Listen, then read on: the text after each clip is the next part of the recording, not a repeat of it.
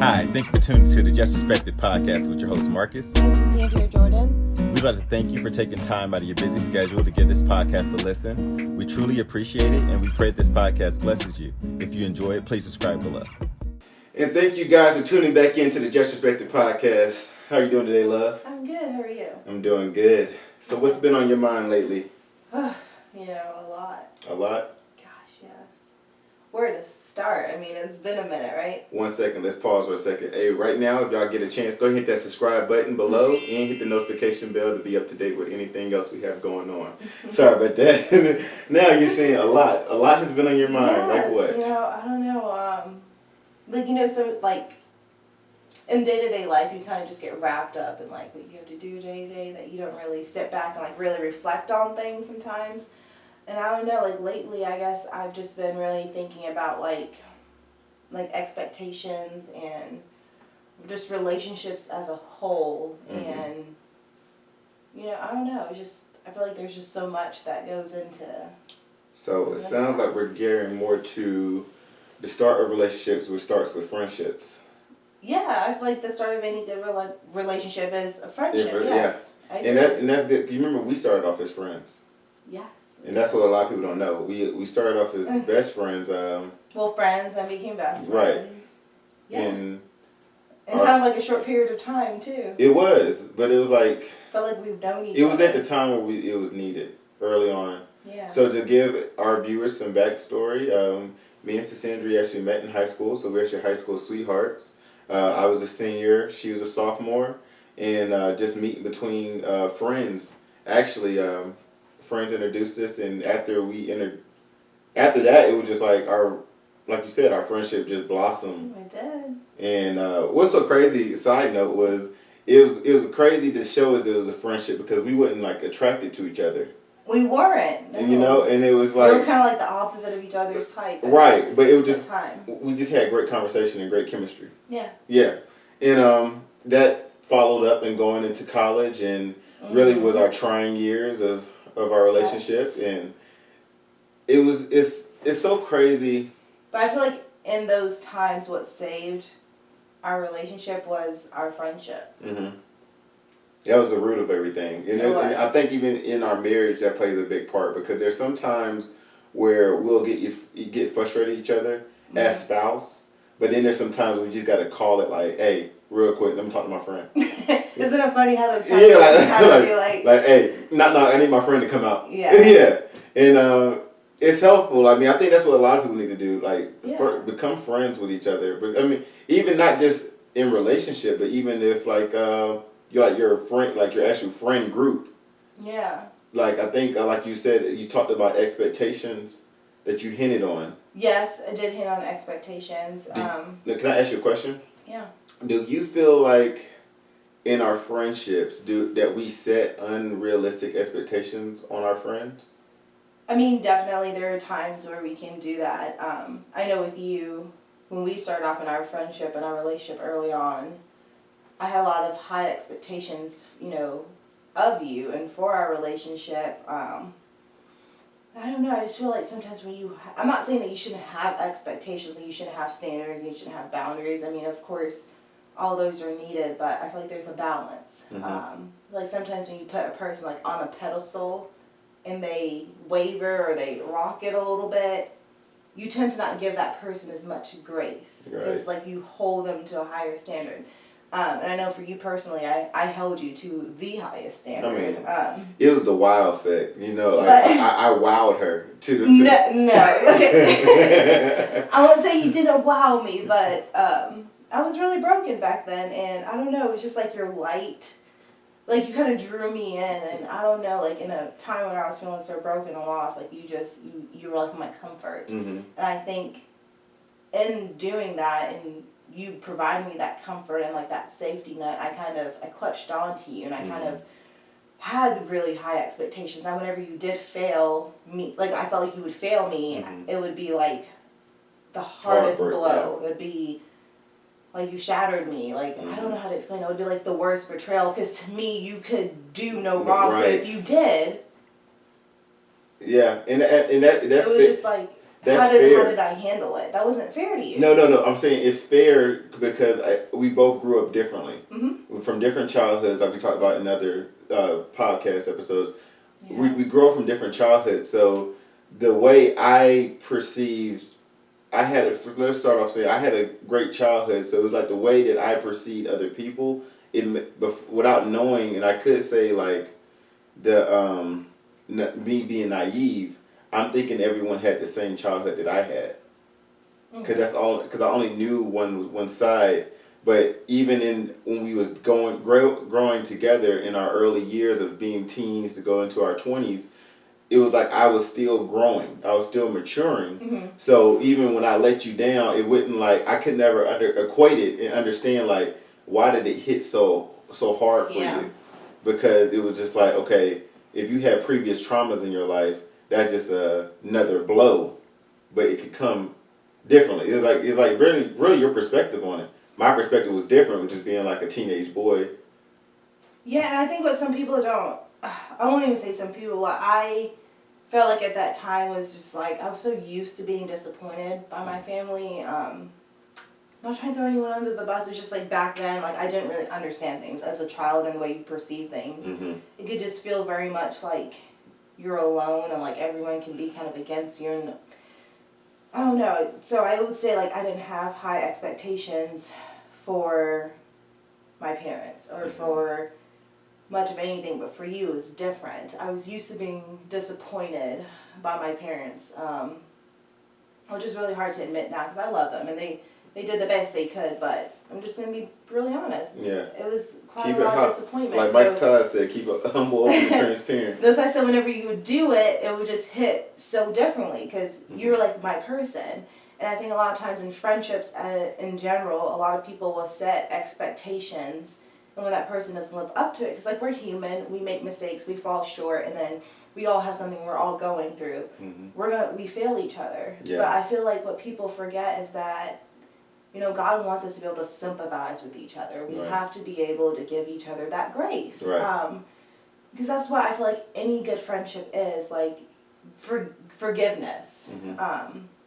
Because we're going to mess up, we're going to let people down, and you can't please everybody. Everybody has their own expectations or their own opinions of how things should go, but I feel like having unrealistic expectations of a friendship or any relationship in general is detrimental. Mm-hmm. It's just, I mean, you should have standards and boundaries, but let's be realistic with it. The piggyback off of that is like what you said, setting those expectations. What it is it's like, think about looking towards your left and your right, like you're crying out for help. Even in a friendship, say if you're going through something and not necessarily like your spouse is not around, like you're not around for me to reach out to, but I'm reaching out to someone else. A lot of times we can get to the place where if we desire to reach out to everybody else to fix our problems or for us to spill our guts on, and it goes back to who are we and where our faith lies, you know? Yeah. Like we set the expectations on someone and we set those heavy expectations on them, but you got to remember the people that you're setting these expectations on were not your creator. They didn't make you, so they cannot tell you who you are and how to fix your problems. Yeah. So it's more so of going into, how do I figure out who am I and how can I release people of those expectations that I set on them, even when they let me down or if they fall short, you know? Yes. And that's where you gotta look to a higher source. You gotta understand like God is my creator and that's who I should be deflecting all that energy towards. Yes. And what I will say is that another thing that we need to learn as just people in general is that no one is obligated to us. Yeah. And a lot of times I feel That's like good. I feel like a lot of times we feel entitled to things like you should treat me this way, you should do this for me. Mm-hmm. But in that instance, I have to sit back and reflect, if I'm demanding this of you, what am I giving to you in return? Right. Because it has to be balanced, it has to be fair, and I feel like, I don't know, I will say I'm tainted from some failed friendships because when I call someone a friend or if I say I love you, Mm-hmm. I do. I mean it to the bottom of my heart. Like, so I think over the years it's kind of changed my mind. Like it's changed. I wouldn't say changed my mind. It's kind of hardened my heart a little bit Mm-hmm. towards friendships, meaning that I don't trust wholeheartedly anymore, because it's hard to do that when you trust people that you felt like were your friends, or Mm-hmm. you know, and it's not even going forward to expectations. It's just from like real hurt, like Yeah. being left out, being rejected, being Being gossiped about overlooked, behind yeah. your back, being overlooked, being misunderstood, or just having people feeling like people see the worst in you. Mm-hmm. Especially for me, when I feel like people see the worst in me, it hurts a little bit more, because I felt like that my whole life. Mm-hmm. I didn't grow up with encouragement, or like what you would call support, Yeah. or affection, or things like that. So it's a little harder for me. So when I feel like people are getting ready to do that to me, You push I back. retreat, Mm-hmm. because I'm going to take myself out of it before I allow you to hurt me any further. Right. And I would say it's tainting my friendships and my relationships, but also being that I found my person in you. Like, you are everything to me. You're my best friend, you're my husband, my confidant. I tell you absolutely everything and anything, probably even things you don't want to know as my husband, but I found my best friend in you. Mm-hmm. So, and I think that's another reason why it was so easy for me to turn my back on friendships, or failed friendships, or whatever the case may be. But yeah, I would say expectations and trust, love, those are all fundamental. Big keys.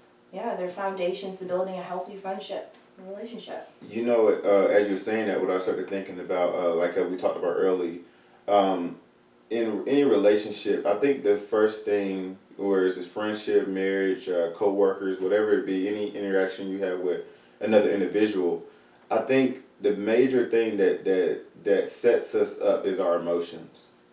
It's like before you speak to someone, you can already have a predetermination of them before they say a word, just off of their appearance. And then if they say something or sound different, or just like the first instant, you like, most people already write them off, or they pretty much know, like, okay, I can really gel with this person. Mm-hmm. But it's like, the thing of it is about our emotions, God always tells us be slow to act, but be quick to understand. Mm-hmm. So I think my question is, I feel like a lot of people, they're very quick to respond, and slow to actually hear and listen to what someone is saying. A lot of times, even if you're having a discussion with a friend and it's a disagreement, or y'all got to like settle the score, a lot of times a person will wait to see until they hear the apology. Oh, I just waiting for you to say I'm sorry, and now I'm good. But it leaves the other person that didn't get their issue resolved in the argument kind of feeling like their feelings doesn't matter if it's not validated. Because if you're just listening to hear what you want to hear, but you have not addressed what the person across from you is saying back to you, is reciprocating back to you, the issue or a recurrence between that person will always happen. You never truly heard what they had to say, or give them time to say what is on their mind, and understand that everybody's feeling is validated. You're validated to your own emotions. I mean, you get an argument, and I may raise my voice, and you say, Mark, that I didn't like that, or I'm angry by that. Yeah. I can't just overthink that just because you say, oh, Mark, I'm angry that you raise your voice. I can't just act like that's not, like, it's not valid. Like, I can't just act like, well, that's just me. I just talk loud. Yeah, and at least I brought it to your attention, right? Yeah, but even like that thing that you said, I feel like so often we don't want to offend anyone or make anyone upset, that a lot of times we won't go to a person like, hey, you did this or you said this that made me feel a certain type of way. But with you, I feel comfortable doing that because you're my husband. My question is, how do you handle that with besides me? I'm your husband, but what about friends outside of the household? I don't, not really. I mean, I make peace with it. I do. Mm-hmm. I own what I've done wrong, and I move on from it. I've learned to stop making assumptions for people. The only thing I can do is try and see the best in them and understand they're coming from a place of love. Yeah. Even if I'm hurt in the process, or they hurt me and they didn't apologize. it's not for that, because until I come to you and say, hey, I feel this type of way because you left me out, or I feel this type of way because I feel like you don't include me as much, or I feel like I'm the last person to know everything. I don't know, I feel like I do struggle with friendships, because I struggle with speaking up, I struggle, because I feel like I don't want to be needy. I don't want to be like, oh, well, But see that I'm not getting this in return, or right. And because what if I'm not giving you enough? Like, you know what I mean? Yeah, What if I'm about to say I'm that. not pouring enough out too? So it's also like, it's always, they say No. you get what you put into it. yeah, You know, if that's why they say you got to start every relationship on a firm foundation. yeah, Y'all got to know, if we're friends, this is how I'm a friend, and you can't never tell someone how you want them to be your friend. You got to show them. Your actions speak louder than words, and it's about setting your boundaries. Your boundaries come with that. Like, no one can really get on your nerves or really upset you if they truly know how you are. You know, say Yeah. this. Say for instance, if you are a friend that doesn't partake in drinking or smoking or nothing like that, you wouldn't want to be invited to those type of gatherings. You know what I'm saying? Like, you won't invite someone if you know this person doesn't. They got a certain walk about them. Their integrity is a certain way. yeah. You don't ever invite that type of friend to something that's out of their comfort zone. Or you don't give them a heads up, because then what if that friend doesn't invite you, and then you're sitting there like, oh, well, you didn't even extend the invitation. That's them making that assumption. Like, oh, well, you do this or you act a certain type of way, so I thought that you wouldn't want to come. It's like that thing again, making assumptions. So Right. sometimes it's just best to be like, hey, I'm having this event and I'm gonna have this here. If that makes you feel uncomfortable, There I we go. completely understand. I like that. Yeah. I feel like a lot of times we take the choice away from people, and I've learned that I've done that myself to other people, and it's made me feel bad because I made assumptions for them when I shouldn't have, and people have made assumptions for me when they shouldn't have, and I mean it hurts. But like you said, emotions play a vital role, but learning to control those emotions and overcoming it is vital, because assumptions can, I mean, we can sit over here and make assumptions all day and try to figure out how that person's thinking or how they're feeling, and you won't You know. don't even know. Right. I mean, I much rather someone just comes to me and say, hey, what you did Didn't did really this and it pissed me off. Please just tell me, because then I'll be like, oh, well, I'm so sorry. I didn't mean to do that. Right. Let me, like, I'm sorry. Let me tell you.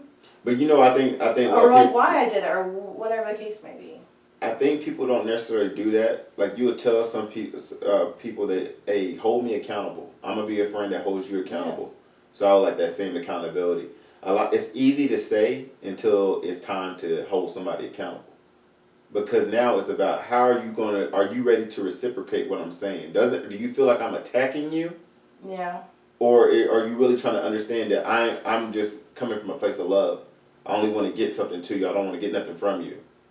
But let me ask you this. In your friendships, if there's ever been a problem or any sort of tension, or you feel like there's malicious intent, would you address it? Like, would you try and see things from that? Do you try to see things from that other person's perspective? Like, well, I'm feeling this way, but maybe this person may be going through this, or maybe, you know, let me try and put myself in their shoes to try and see where they're coming from. Based, you know, like. Right. Now, the natural human expression is for you to get emotion. You're gonna get emotional. Yeah. You're gonna normally either get someone do you wrong. Your innate reaction is to get angry. You're gonna get frustrated. I ain't do nothing to them, so I don't understand why they mad at me. But to understand is to be slow to my emotions, be quick to understand. So that's what you're saying. Even to see, okay, well, let me see what they were probably going through and things of that nature. And then when you finally have that talk and you realize, okay, where that person lies and where they stand, if it didn't have nothing to really do with you, but off of how they were necessarily feeling, off of an assumption that they put on you, then you address. That's another question where you address that need. Like, well, there was no issue with me. You just thought this thing. But now if it was something that I truly hurt you, now it's on for me to first apologize and tell you, not to say I'm sorry, but say, hey, I apologize for such and such. Or how I made you feel. Or how I made it came across. Right, because by doing that, now you're setting them up for understanding. Now their guard is down. They're ready to receive whatever you got to say. But if you just say, man, you just tripping, or you being this, or you doing that, you being soft. Yes. That you're just setting up a wall. They're not gonna penetrate that. Yes. You can't. Yeah. And you can't force relationships either. No form of relationship, friendship, it can't be forced. No. And I feel like if you have to force it, it's just not. That's not going to be healthy. Mm-hmm. But yeah, I feel like sometimes we expect a lot out of people, or we expect people to live up to a certain standard. And I will say, I only have one person. You're my person. Mm-hmm. I personally believe that I can't pour into you as much as I can pour into everybody else because you're Yeah. my husband. So to me, you're always going to come first. Right. And then you're my best friend, so it just makes it a lot easier. Like, oh my gosh, like, so I have all in one for me. And I feel like for sometimes it's really hard for my friends to understand that because, like, I know you know that I have some friends where, like, I have two friends who are really close to each other, like, they're best friends, like, and I would say, like, they're each other's persons, like, they found their soulmate in the other. Companionship. Kind of like how I found my soulmate in you. And some people don't understand that not every friendship is like that. Mm-hmm. Not every friendship can have that amount of, I don't know how to explain it. It's just, it's weird, it's hard to explain it. Yeah, it's But like, when they don't understand, because, like, I can't bring you everywhere I go with my friends because you're my husband male, yeah. and you're a male. So sometimes I would feel a little frustrated that I had to go to other, because you know I have social anxiety, so I would feel frustrated when I had to go to certain places or certain functions and everybody else was there with their friend or their best friends or their person, and I couldn't bring my best friend or my person with me. right. And I feel like a lot of people don't understand that, and that's why I said I kind of had to let go of that stronghold I had on you as my person and my best friend, because I can't take you everywhere with me. You can't go everywhere with me. You can't always hang out with me when I go to hang out with my friends, even though I see you as my friend too, and I see you as my husband. So some people don't get it. They don't understand our relationship. They don't understand our closeness, and that's fine because it's not for everybody to understand. That's okay. With that, because we're gonna, I want to hit on what you just said. Yeah. But do you also, because we talked about this earlier. How do you feel like when you say you with your group of friends or in any relationship that we're talking about? How do you feel like if you are going through something? A lot of times when people are going through something, they turn away from other people. They don't feel like you have a group of friends, but there even is this song that says, "I'll be over here. I'm sorry if I seem uninterested. I'm not interested, but I'm just here to kick it.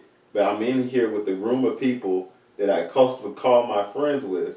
But you don't feel close. You don't feel close to. Okay, so what I'm saying, a lot of people in society, that you call yourself, oh, this is my friend group, and you can get around a group of friends to have a good time, laugh and kick it. But when you're really going through something, how do you necessarily feel like your upbringing has taught you how to hold in? Do you share that? Do you hold it in? Like, what do you feel like your upbringing has taught you versus what you have learned now as an adult, and how you view your friendship or how you will like friendships to be? Does that make sense? No, I get what you're asking. Like I said, I have a lot of broken trust. So when it comes to friendships, trust is hard for me. And in order for me to be vulnerable and open with you and just completely pour out how I'm feeling to you, I have to trust you. Mm-hmm.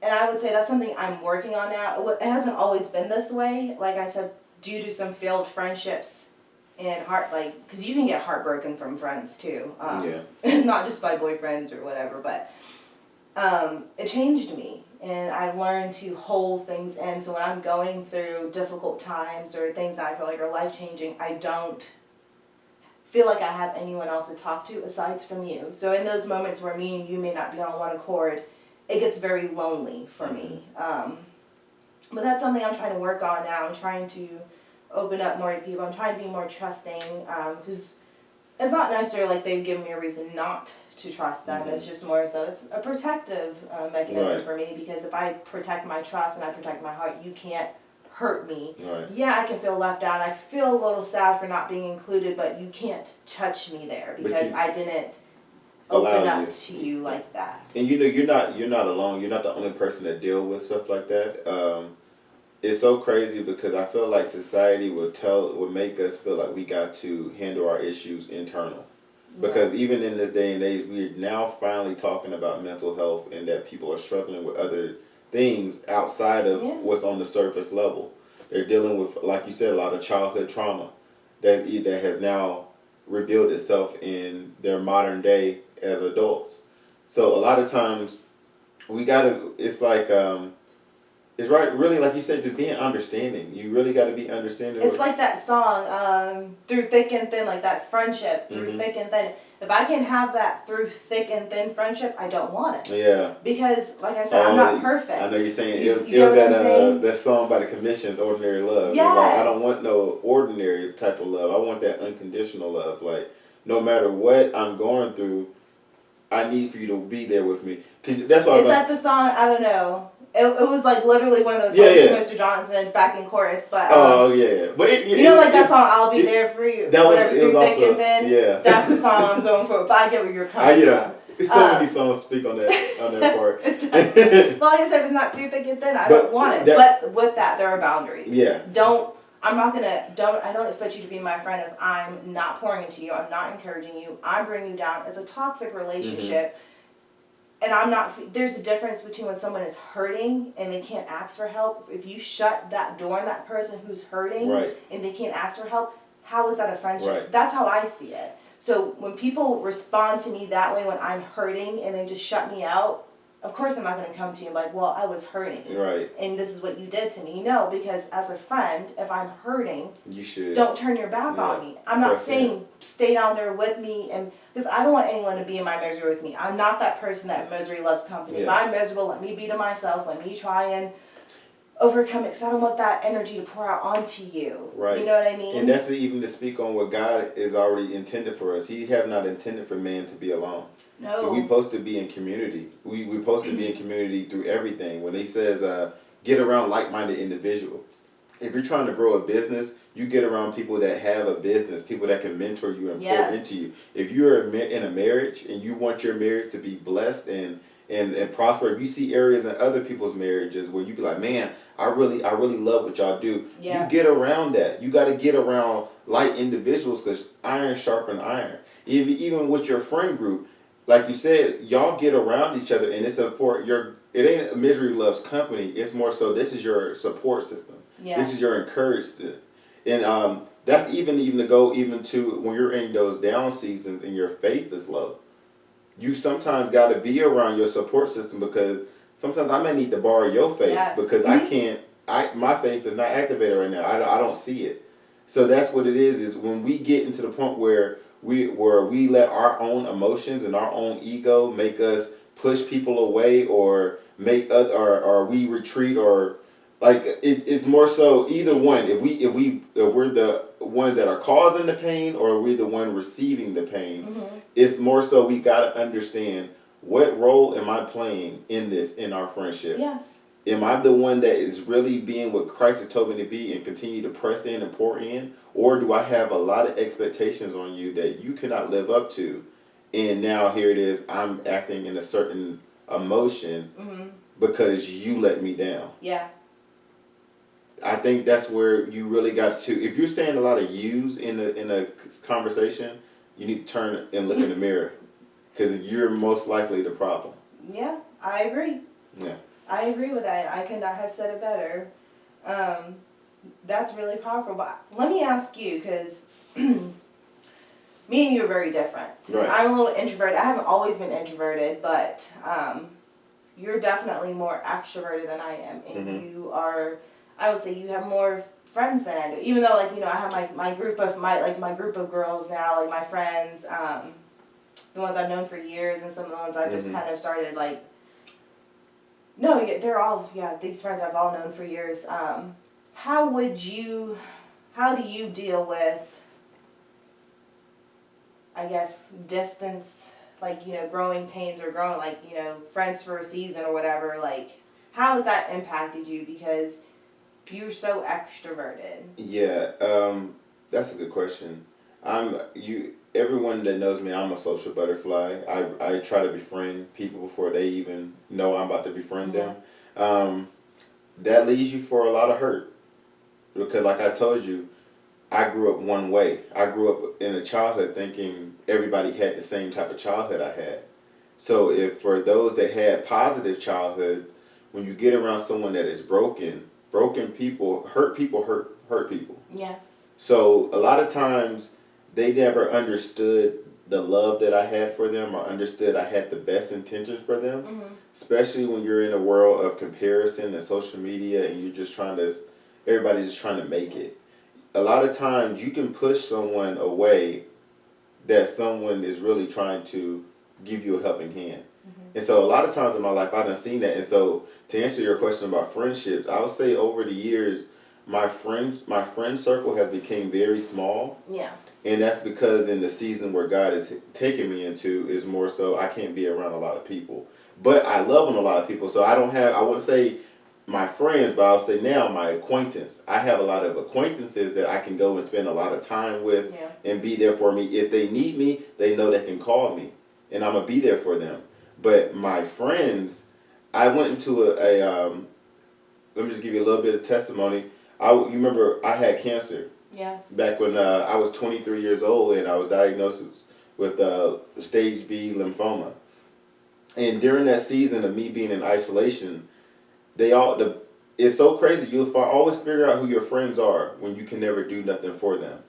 And in that season, I can literally tell you it was probably 2 to 3 guys that showed up for me even when I could not do nothing for them. I didn't have no money. I didn't have nothing. But the thing of it is, they went out of their way. They made time for me to come see me in the hospital, to come be there for me when I couldn't do that for them. So then what's so crazy, after I got healed and better, you know what I did? I started pouring into them. Because y'all showed me in another season that this is what I needed. And it was so crazy because even in that time, coming from high school into college, I kept trying to be a part of a friend group or a group I felt like I should be a part of. But God will always show you who is really going to be there for you. And I always felt like you were never fully accepted. Yeah, and that's another thing. I was always set apart. I was never fully accepted into a lot of group. And that comes with a lot of hurt if you're a social person that just genuinely love people. That hurts. And so it's more so what I had to do, because I used to hold grudges too. Someone hurt me, it was like, okay, I'm not, like you said, you put up a wall so you don't let people hurt you anymore. So I used to hold grudges. Like, okay, well, let's see who needs who before I need you type thing. And it was so crazy, for a season I could hold a grudge, but I realized I necessarily wasn't doing them any harm to them because I was holding it. You know what I'm saying? They were still living their life, but I'm holding on to something that they don't even know about. So who was it really hurting? It was eating at me. So what I did was, first I had to forgive them, but really I had to forgive myself for even putting whatever I felt on them. Really what it was is I had to understand, okay, who am I? I struggled with the identity crisis in my mid-20s after that whole cancer thing. Like, who did I want to be? What type of friend I want to be to people? And how do I want people to view me? So after that, I really had to search God, because He's my creator. Yeah. He's the only one that can show me who I am. And by me searching Him and seeking Him, He ended up taking me out of situations and putting the people that need to be there. You know what I'm saying? Like, Yeah. just like a moth is to fly to honey, or it's like Moth to a flame. Yeah, you're gravitated to people that are of kindred spirits of a like mind. Yes. And what God will always show you is, just because in a season that a group of friends leave you, in another season you could be their answer. You know? And that's what He has shown me in my life. He was just like, so continue, don't never let anything change you. You always love people, because that's what I called you to do. So that's really where I walk in now. That's why I mentioned that my friend circle has gotten smaller, because the same people that know my walk, these are the same people that can hold me accountable, the same people I can call and pray with them about, same people that can see me in my worst and not going to judge me at all.